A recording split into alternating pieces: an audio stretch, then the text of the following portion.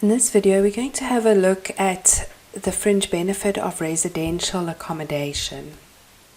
Now, this fringe benefit arises when an employer gives an employee a place to reside for domestic purposes.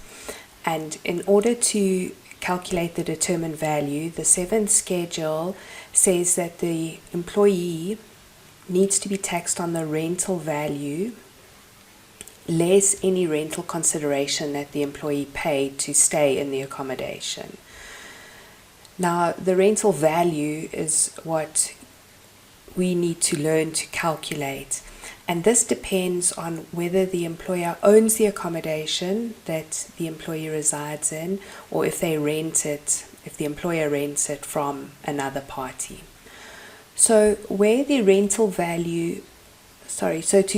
calculate the rental value where the employer owns the accommodation or where the employee has an interest in the accommodation. So that means that the employee is either a sole owner of the employer, or at some stage they could become the owner of the property that they're staying in. Then the rental value for the purpose of this fringe benefit, remember, a fringe benefit is an amount that's included in gross income. So it's like a cash salary, but for some other benefit.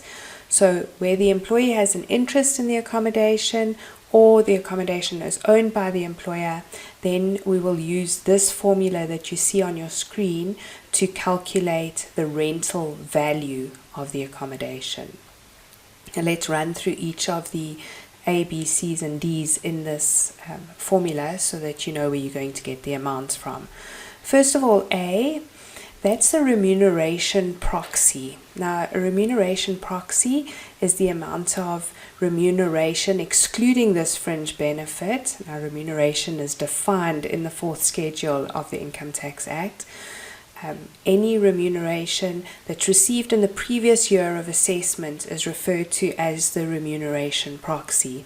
And there's special rules if the taxpayer wasn't working for this employer in the previous year of assessment. Then there's rules on how to calculate the remuneration proxy. If they only worked for a portion of the previous year, then you need to get an annual amount for the remuneration proxy. So make sure you go and have a look at those rules. But in general, it's the amount of remuneration, excluding this fringe benefit, that the employee earned in the previous year of assessment. B in the formula is a set amount, and this amount changes annually. It goes with the tax threshold for that particular year of assessment. So make sure that you have the updated amount for the year of assessment that you are working with. Now, it's a set amount except in 2 situations where the employee controls the employer. So if the employee is a controlling shareholder in the employer, then B will be nil, or where the employee has an option to own the property at some future date, then B will also be nil. If we look at C for residential accommodation, C is 17, except where it's a house, flat or apartment that's provided to the employee, and it's got at least 4 rooms. That's not 4 bedrooms, it's 4 rooms. So kitchen, lounge and 2 bedrooms. So where it's a house, flat or apartment consisting of 4 rooms, then it will be 18 if the apartment, flat or house is either furnished or power or electricity is paid for by the employer. So one of the two. And it'll be 19 where the accommodation is both furnished and power or electricity is paid for by the employer. So you need to have a look at that situation that the employee is in. So it's 17 in all circumstances except where it's a house, flat or apartment consisting of at least 4 rooms. Then if it's furnished or power is supplied by the employer, it's 18, and it's 19 if it's furnished and power, meaning electricity, is supplied by the employer for the employee. And then lastly, D in the formula, that is the number of months in the current year of assessment that the employee is entitled to stay in the accommodation. So they're entitled to the right of use of the accommodation.